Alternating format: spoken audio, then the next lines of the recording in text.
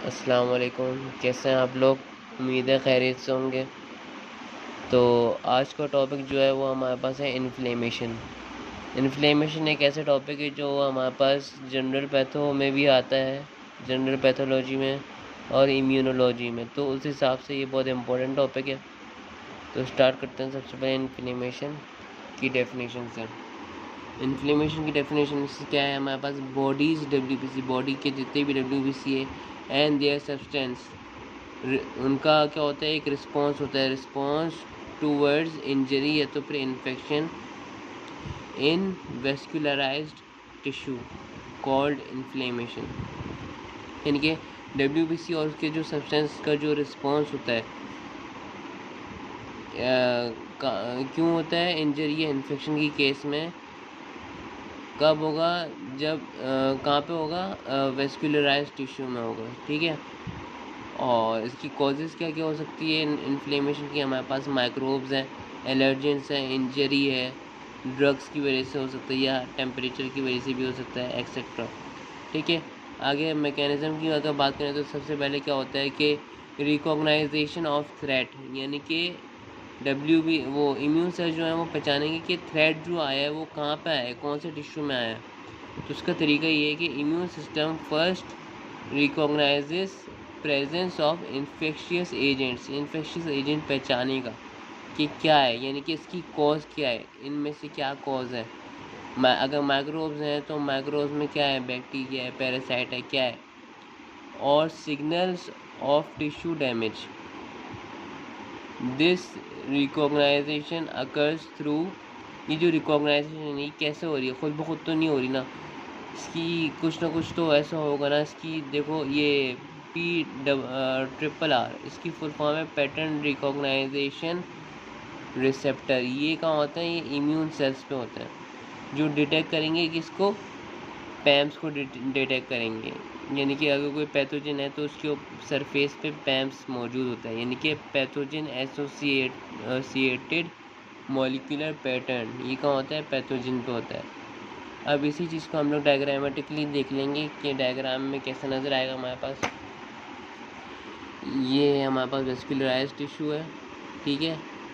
और ये है बैक्टीरिया, बैक्टीरिया के पास पैम्स मौजूद हैं। और ये जितने भी इम्यून सेल्स हैं इसकी सरफेस पे PRR है, ठीक है। Pathogen recognition receptor, full form अभी पढ़े थे, ठीक है। तो ये जो रिसेप्टर्स हैं ये पहचानेंगे बैक्टीरिया के पैम्स को पहचानेंगे, सही है। उसके बाद अगला स्टेप हम पहले थियोरेटिकली देख लेते हैं। अगला स्टेप यहाँ क्या है? Activation of immune sales. उसके बाद क्या होंगे? एक्टिवेशन ऑफ इम्यून सेल कैसे होंगे? या release of pro inflammatory signals, दोनों में से कोई भी हेडिंग हो सकती है, ठीक है। एक्टिवेशन ऑफ इम्यून सेल कैसे होंगे? Immune cells particularly macrophage and dendritic sales. अच्छा, सबसे पहले इन दोनों की बात क्यों हुई है? सवाल ये है कि सबसे पहले इन दोनों की बात क्यों हुई है? सबसे पहले इन दोनों की बात इसलिए हुई है क्योंकि ये देखो, क्योंकि मैक्रोफेज जो होते हैं ना, मैक्रोफेज और डेंड्राइटिक सेल वो होते हैं टिश्यू में। मैक्रोफेज और डेंड्राइटिक सेल ये मोनोसाइट की टाइप्स हैं। मैक्रोफेज और मोनो जो कि हमारे टिश्यू में प्रेजेंट होती हैं। डेंड्राइटिक सेल नर्वस टिश्यू में प्रेजेंट होती है और मैक्रोफेज जो है वो नॉर्मल टिश्यू में प्रेजेंट होती है, जैसे स्प्लीन हो गया। और लिम्फ नोड में जो होती है वो ये दोनों सेल्स होते हैं, ठीक है। तो इम्यून सेल्स पर्टिकुलरली मैक्रोफेज और डेंड्राइटिक सेल, यानी कि यहाँ पे मोनोसाइट की बात हो रही है जो कि टिश्यू में पाया जाता है, ठीक है। तो ये दो सेल का क्या करेंगे? आर एक्टिवेटेड, ये हमेशा एक्टिवेटेड रहेंगे क्योंकि ये टिश्यू में होते हैं, सही है। और जो इन्फ्लेमेशन होती है वो वेस्कुलराइज्ड टिश्यू में हो रही है ना, तो इसलिए ये हमेशा एक्टिवेटेड रहेंगे ताकि ये फ़ौरन को इन्फ्लेमेशन को पहचाने, ठीक है। And release pro inflammatory signals, inflammatory signal release करेंगे कौन? ये मैक्रोफेज और डेंड्राइटिक सेल, सही है। अब वो इन्फ्लेमेटरी सिग्नल्स क्या क्या हैं? हमारे पास साइटोकाइंस हैं, और उसके अलावा इंटरल्यूकिन 1 है, इंटरल्यूकिन 6 है, ट्यूमर नेक्रोसिस फैक्टर्स जिसे हम TNF कहते हैं ये है, सही है। तो ये जब प्रो इन्फ्लेमेटरी सिग्नल्स यानी कि साइटोकाइंस ये सब चीज़ें जब रिलीज़ हो जाएंगी तो इससे क्या होगा, ये क्या करेंगे, which activates other immune cells to site of inflammation. Other immune cells का होंगे, ये ब्लड सर्कुलेशन की बात हो रही है, ठीक है। अब यही चीज़ अगर आपको समझ नहीं आए तो डायग्रामेटिकली देख लेते हैं हम। ये वाला स्टेप हो गया था हमारा। अब हमारे पास जो अगला स्टेप है वो ये है, मैक्रोफेज और डेंड्राइटिक सेल की बात हम कर रहे थे। मैक्रोफेज और डेंड्राइटिक सेल ये डैमेज टिश्यू है जहाँ पे इन्फ्लेमेशन हुई भी है, और मैक्रोफेज डेंड्राइटिक सेल वो प्रो इन्फ्लेमेटरी सिग्नल्स रिलीज़ कर रहे थे। जैसे यहाँ पे मैं डायग्राम में दिखाया हूँ, प्रो इन्फ्लेमेटरी सिग्नल रिलीज़ हो रहे हैं। और ये प्रो इन्फ्लेमेटरी सिग्नल्स क्या क्या है हमारे पास, साइटोकाइंस है, इंटरल्यूकिन 1, इंटरल्यूकिन 6 और TNF है, ठीक है। तो इसमें हम लोग क्या पढ़ रहे थे, इसका काम क्या है प्रो इन्फ्लेमेटरी सेल्स का, कि बाकी इम्यून सेल्स को अपनी तरफ खींचेगा, ठीक है। अब वो स्टेप नंबर 3 में हम पहले पढ़ लेते हैं कि स्टेप नंबर 3 में हो क्या रहा है। जब ये सारी चीज़ें इसमें जाएंगी तो स्टेप नंबर 3 होगा। स्टेप नंबर 3 हमारे पास क्या है, vasodilation and increase vascular permeability. Vasodilation किसकी होगी, ब्लड वेसल्स की होंगी, यानी कि साइटोकाइंस जो हैं वो ब्लड वेसल्स को क्या करेंगी, डायलेट करेंगी, यानी कि मोटा करेंगी। इस तरह अगर ब्लड वेसल ऐसा है तो ऐसा यूँ कर देंगे, सही है। वेसो डायलेशन होगी, leads to increase blood flow, जिसकी वजह से क्या होगा, ब्लड फ्लो बहुत ज़्यादा इंक्रीज़ हो जाएगा। जब ब्लड फ्लो इंक्रीज़ हो जाता है तो उसकी रिजल्ट में क्या होगा, ज़ाहिर सी बात है, जब ब्लड फ्लो तेज़ हो जाएगा तो गर्माइश पैदा होगी, वार्म हो जाएगा और रेडनेस हो जाएगी, सही है। जो वेसल डायलेट हुई है वहाँ पर रेडनेस भी हो जाएगी, ठीक है, यानी कि एट साइट ऑफ इन्फ्लेमेशन, सही। और फिर उसके बाद क्या है, immune cells and antibody due vasodilation enter to affected tissue cause swelling कैसे हो रही है वो भी बता दो। ये अगर पॉइंट समझ नहीं आया तो डायग्रामेटिकली ये पूरा पॉइंट देख लें। सबसे पहला पॉइंट क्या है, रिलीज साइटोकाइंस रिलीज हो रहा है, सही है। और उसको कहाँ से रिलीज हो रहा था, ऊपर वाले स्टेप से साइटोकाइंस रिलीज हो रहा था, यानी कि मैक्रोफेज और डेंड्राइटिक। साइटोकाइंस क्या करेंगे, ब्लड वेसल को क्या करेंगे, डायलेट कर देंगे, वैसो डायलेशन होगा, जैसे यहाँ डायग्राम में दिखाया है। साइटोकाइंस जो है वो यहाँ पे आएंगे, सही है। और ये हमारे पास जा रही है ब्लड वेसल पूरी, इसमें ब्लड का गुजरना हो रहा है इसमें। तो जब साइटोकाइंस यहाँ पे इसके अंदर एब्जॉर्ब हो जाएगी तो ये वेसल क्या हो गई, ये डायलेट हो गई, ये देखो ये एरो ऊपर है, सही, ये यहाँ से भी डायलेट हो जाएगी, ठीक है। जब ये वेसो डायलेट होगी तो वेसो डायलेट की रिजल्ट में क्या होगा, रेडनेस हो जाएगी और वार्म हो जाएगी, क्योंकि ब्लड बहुत तेज़ी से बह रहा है, सही है। इसकी एग्जांपल ये कि अगर आप अपने हाथ के ऊपर कोई भी चीज़ रगड़े तो आपको थोड़ा गरम गरम फील होगा, क्योंकि वो तेज़ी से रगड़ना है ना। तो जब कोई भी चीज़ फास्ट एक्शन में हो रही है तो वार्म ज़रूर पैदा होगा, सही है, और रेडनेस भी ज़रूर हो जाएगा, सही है। और फिर वेजो डायलेशन की वजह से क्या होगी, हमारे पास बी प्रोसेस होगा, यानी कि ये बी प्रोसेस होगा हमारे पास, यानी कि WBC जो है अंदर वो क्या होंगी, वो बाहर आ जाएंगी वेसो डायलेशन के बाद।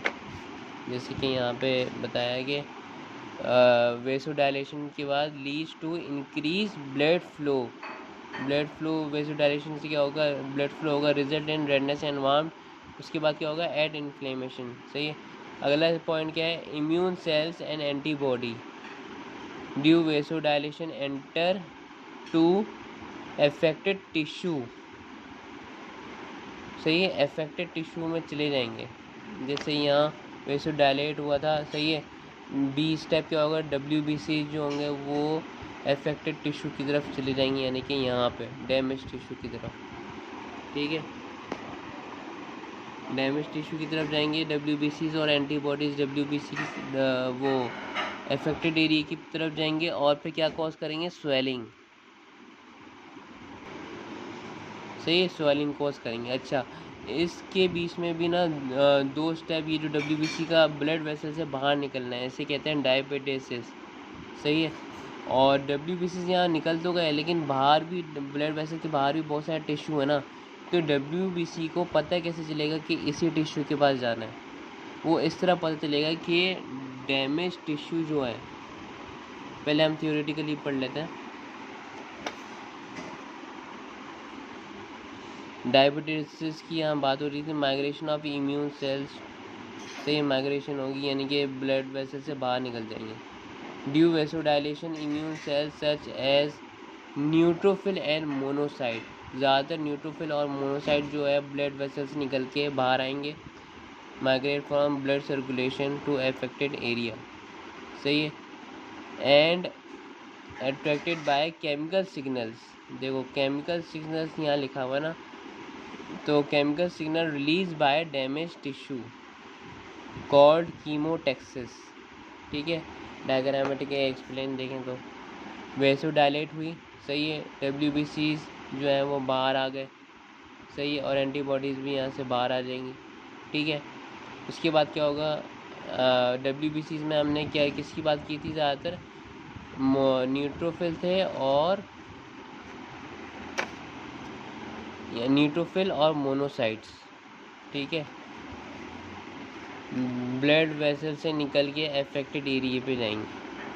सही है, अब ये WBC को पता कैसे चलेगा कि यहाँ पे आना है, इन्फ्लेमेटरी एरिया पे आना है। ये जो डैमेज टिश्यू है ये केमिकल सिग्नल रिलीज़ करेंगे। सही है, तो जब ये केमिकल सिग्नल रिलीज़ करेंगे यहाँ WBC यानी कि मोनोसाइट और न्यूट्रोफिल तक पहुँच जाएंगे। जब ये न्यूट्रोफिल मोनोसाइट तक पहुँच जाएंगे तो WBCs यहाँ तक आ जाएंगे इन केमिकल सिग्नल की वजह से, जो कि डैमेज टिश्यू रिलीज़ कर रहा था। ठीक है, तो ये स्टेप भी हो चुका है हमारा। सही है, अगला स्टेप हम पहले पढ़ लेते हैं, उसके बाद डायग्राम देखेंगे। तो अगला स्टेप है हमारे पास,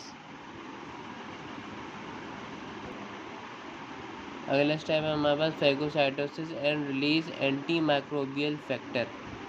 सही है, अब न्यूट्रोफिल और मोनोसाइट जो ब्लड वेसल से निकले थे और अफेक्टेड एरिया तक पहुँचे थे, अब वो पहुंच गए, यानी कि अफेक्टेड एरिया यानी कि अफेक्टेड टिश्यू तक पहुंच गए। अब वो क्या करेंगे, न्यूट्रोसाइट, मोनोसाइट और मैक्रोफेज तो पहले से टिश्यू में मौजूद है। मैक्रोफेज जो है वो क्या करेंगे, इनगल्फ एंड डिस्ट्रॉय पैथोजन, यानी कि पैथोजन को इनगल्फ करने की कोशिश करेंगे, कॉल्ड फैगोसाइटोसिस। और नंबर 2 क्या है, वो क्या करेंगे, किल पैथोजन। दूसरा तरीका क्या है, पैथोजन को किल करेंगे by release reactive oxygen and enzyme, और साथ ही साथ क्या रिलीज़ करेंगे, एंटी माइक्रोबियल पेप्टाइड्स। इसकी वो डायग्राम देख लेते हैं इस स्टेप की अगली डायग्राम ये है हमारे पास अफेक्टेड टिश्यू है।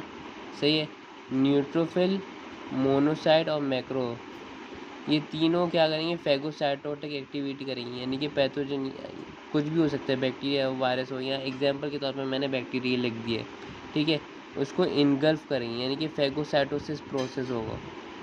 ठीक है, इनगल्फ करने के बाद क्या करेंगे, इनगल्फ करेंगे। या दूसरा तरीका क्या है पैथोजन को किल करने का, दूसरा तरीका हमारे पास पैथोजन को किल करने का ये है, and release anti microbial factor, जैसे कि हमारे पास रिएक्टिव ऑक्सीजन आ गया और एंटी माइक्रोबियल पेप्टाइड्स आ गए। ठीक है, उसके बाद हमारे पास अगला स्टेप क्या है, जब ये स्टेप हो जाएगा तो हमारे पास अगला स्टेप है activation of adaptive immune response. Adaptive immune response activate हो जाएगा। कैसे होगा कि मैक्रोफेज जो थे, जो टिश्यू, मैक्रोफेज और डेंड्राइटिक सेल जो टिश्यू में पहले ही मौजूद होते हैं, ये मैं पहले भी बता चुका हूँ।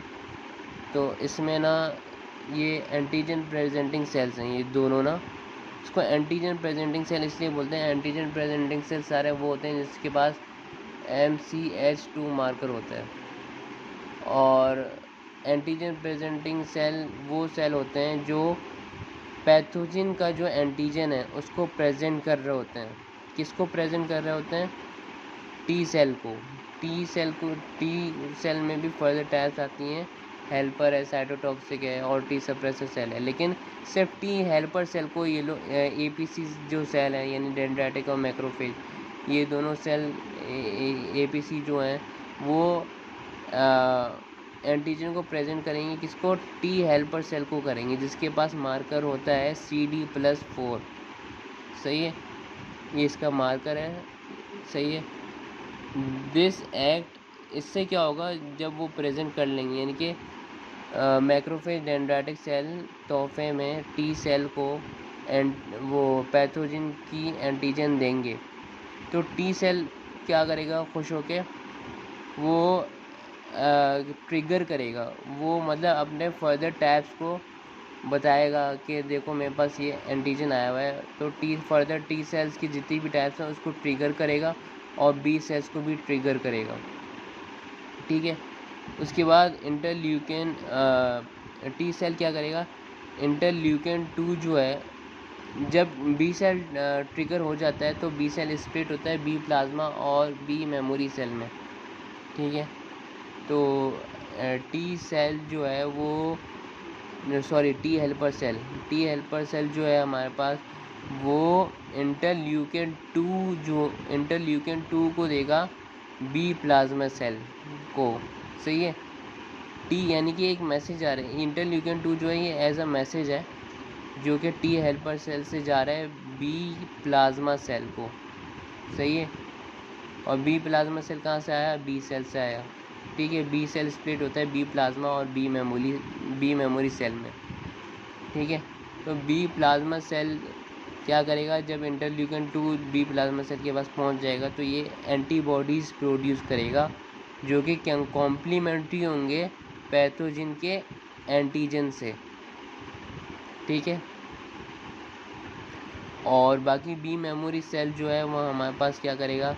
वो पैथोजन की मेमोरी सेव कर लेगा, यानी कि अगली दफ़ा वो वही सेम पैथोजन अगर एंटर हुआ तो इम्यून सिस्टम का जो एक्टिवेट टाइम है वो 2 से 3 घंटे में, मतलब पूरा पैथोजन वो दोबारा किल कर सकता है। वरना ये इनेट और एडेप्टिव इम्यून सिस्टम जो है वो 12 to 24 आवर्स तक चलता है। ठीक है। यानी कि लंबा प्रोसीजर होता है बहुत। तो B plasma cell antibody produce करेगा, बी मेमोरी सेल जो है वो हमारे पास मेमोरी सेव करेगा। अच्छा, टी हेल्पर सेल्स की जो फर्दर टाइप्स हैं, टी सेल्स की जो फर्दर टाइप है, टी हेल्पर का तो मैं बता चुका हूँ। टी हेल्पर जो है वो इंटरल्यूकिन वो फर्दर टी सेल्स के टाइप्स को और बी सेल को ट्रिगर करेगा। टी हेल्पर सेल की बात कर रहा हूँ। सही है। और बाकी टी हेल्पर सेल के अलावा हमारे पास टी साइटोटॉक्सिक सेल होता है और टी सप्रेसर सेल होता है। उनके फंक्शन मैं बाद में बताऊंगा अगली वीडियो में, जब हम लोग फंक्शन ऑफ इम्यून सेल्स करेंगे। ठीक है। तो ये जो स्टेप 6 है, अगर इसमें समझना है तो डायग्राम में देख लेते हैं। हम लोग यहाँ पे थे, ये डिस्कस कर चुके थे कि न्यूट्रो, मोनो और मैक्रो जो है फैगोसाइटोटिक एक्टिविटी करेंगे और साथ ही साथ क्या करेंगे? एंटी माइक्रोबियल फैक्टर रिलीज़ करेंगे, यानी कि रिएक्टिव ऑक्सीजन और एंटी माइक्रोबियल पेप्टाइड। क्यों? ताकि पैथोजन किल हो जाए। सही है। और उसके बाद क्या होगा? मैक्रोफेज और डेंड्राइटिक सेल, यानी कि एंटीजन प्रेजेंटिंग सेल जो हैं, मैं यहाँ पे पैथोजन किल नहीं हो रहा पूरी तरीके से, उसके मतलब कि वो बन रहे हैं पार्ट्स बन रहे हैं ना, पार्ट्स टाइप के, यानी कि एंटी माइक्रोबियल फैक्टर जो है और ये मतलब रिएक्टिव ऑक्सीजन, ये जो चीज़ें हैं यहाँ पे, जो चीज़ें मैं बता रहा हूँ जो ये लोग रिलीज़ कर रहे हैं, न्यूट्रो, मोनो और मैक्रो, तो ये पैथोजन जो है ये कुछ इस तरह टुकड़ों में आ जाएंगे, इस तरह टुकड़ों में आ जाएंगे। सही है। ये तरह टुकड़ों में आ गए मैक्रोफेज और डेंड्राइटिक सेल के पास, जिसे हम एंटीजन प्रेजेंटिंग सेल कहते हैं। और ये जो चीज़ है, ये जो वहाँ से इसके जो पैथोजन के जो पीसेस हैं इतने सारे, इसे हम कहेंगे पैम्स। सही है, यानी कि पैथोजन एसोसिएटेड मॉलिक्यूलर पैटर्न, यानी कि ये सारे पैथोजन के एसोसिएटेड मॉलिक्यूलर पैटर्न है ना, पैथोजन से ये सारे मॉलिक्यूल्स आ रहे हैं। सही है, तो ये सारे मॉलिक्यूल्स मैक्रोफेज अपने अंदर ले लेगा और डेंड्राइटिक सेल अपने अंदर ले लेगा, क्योंकि ये एंटीजन को प्रेजेंट करने वाले सेल हैं, एंटीजन प्रेजेंटिंग सेल। सही है, तो एंटीजन प्रेजेंटिंग सेल किसको रिप्रेजेंट करता है? हमेशा पैम्स को रिप्रेजेंट करता है, तोहफे में देता है। किसको देगा तोहफे में? टी हेल्पर सेल को देगा। ठीक है, जिसका पास मार्कर होता है, यानी कि इसकी सरफेस में मौजूद मार्कर होता है CD+4। सही है, उसके बाद टी हेल्पर सेल क्या करेगा? अब ये पैम्स जो है वो टी हेल्पर सेल के पास इस तरह आ गए। ठीक है, अब ये क्या करेंगे? ये फर्दर टी सेल को ट्रिगर करेगा, अदर टी सेल को ट्रिगर करेगा, जैसे कि साइटोटॉक्सिक टी सेल है जो कि इन्फेक्टेड सेल को डिस्ट्रॉय करेगा। इन्फेक्टेड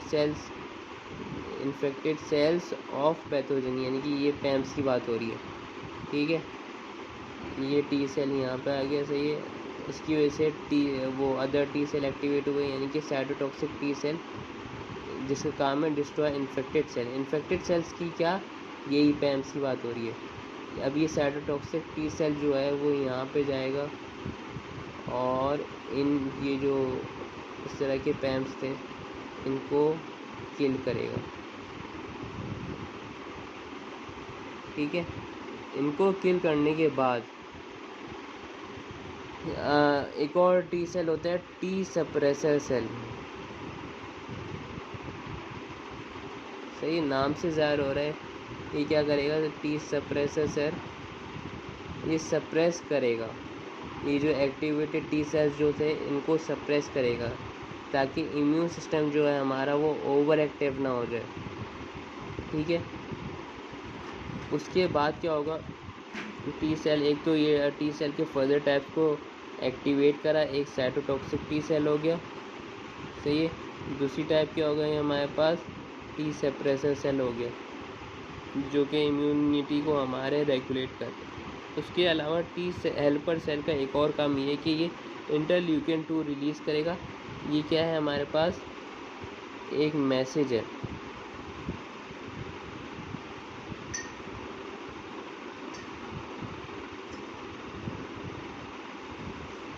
ये हमारे पास एक मैसेज है जो कि बी सेल को ट्रिगर करेगा, किसमें?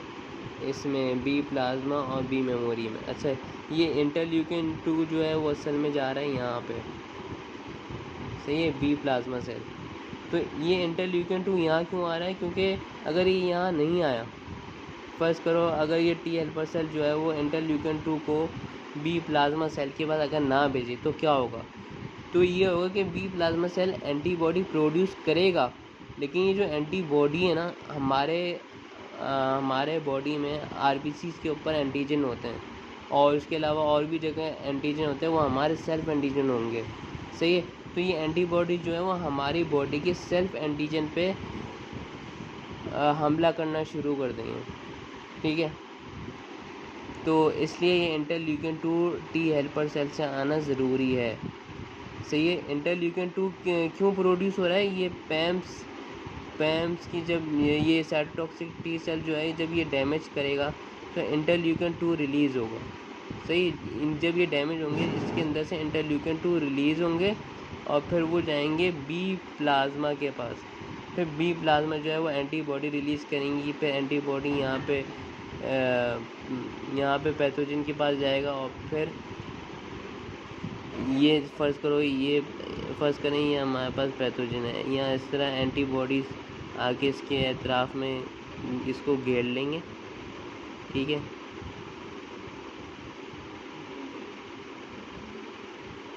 इसके एतराफ़ में आके इसको घेर लिए। सही है, फिर यहाँ पे हमारे पास WBCs आते हैं, ग्रैन्युलोसाइट्स।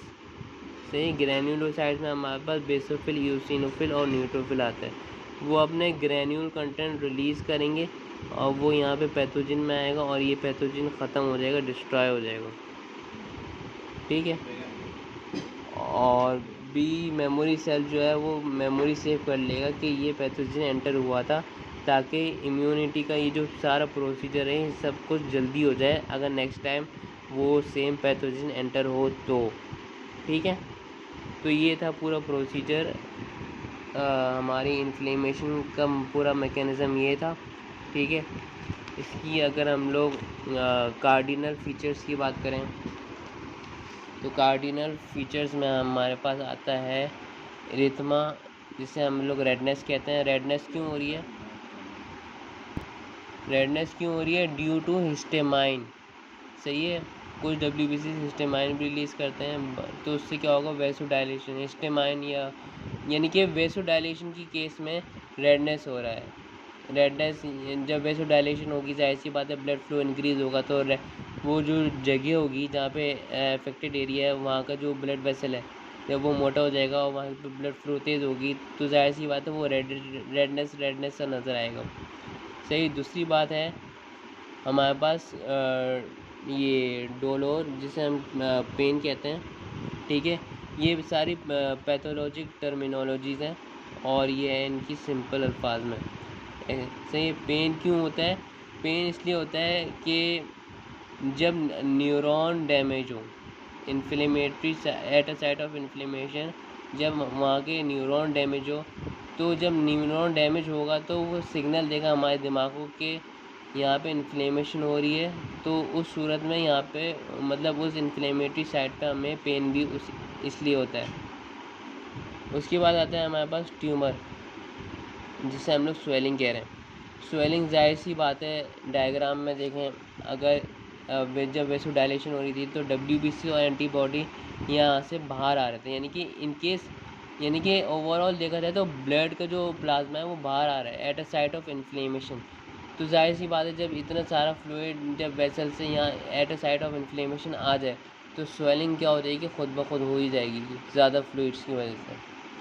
ठीक है, तो स्वेलिंग इस वजह से हो रही है। तो अगला हमारे पास आता है केलर, जिसे हम हीट कहते हैं। केलर ज़्यादा ब्लड फ्लो की वजह से होता है ये। ठीक है, जाहिर सी बात है, जब ब्लड का बहाव जो है वो बहुत ज़्यादा तेज़ हो जाएगा तो फिर क्या होगा? हीट, गर्माइश पैदा होगी।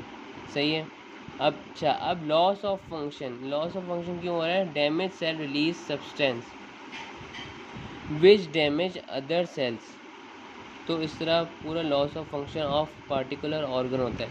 इन केस यहाँ पे जैसे मैंने एग्जांपल के तौर पे लिवर की डायग्राम बनाई है। सही है, ये लिवर की थोड़ी रफ सी डायग्राम बनाई है मैंने। तो इसके अगर हमारा इम्यून सिस्टम काम ना करे तो मतलब आखिर में ये होता है कि ये जो लिवर के जो सेल्स हैं, हिपेटोसाइट्स जिसे कहते हैं, ये अगर ये डैमेज हो जाए तो ये एक ऐसा सब्सटेंस रिलीज़ करेगा जो अपने एतराफ़ में सही सलामत वाले सेल्स को डिस्ट्रॉय करेगा। तो इस तरह ये पूरा ऑर्गन क्या हो जाता है, पूरे ऑर्गन के जो सेल होते हैं वो डैमेज हो जाते हैं, तो वो जो ऑर्गन होता है वो फंक्शनलेस हो जाता है। सही है, यानी कि बिल्कुल ये इन्फ्लेमेशन का आखिरी स्टेज है। ये आखिरी कार्डिनल फीचर है जो बिल्कुल आखिरी में होता है, loss of function of particular organ जहाँ पे इन्फ्लेमेशन होती है। तो इन्फ्लेमेशन का यही था, इतना ही था। वीडियो अच्छी लगे तो लाइक करें और शेयर करें इसको, और चैनल को सब्सक्राइब करें। Thank you. अल्लाह हाफ़िज़।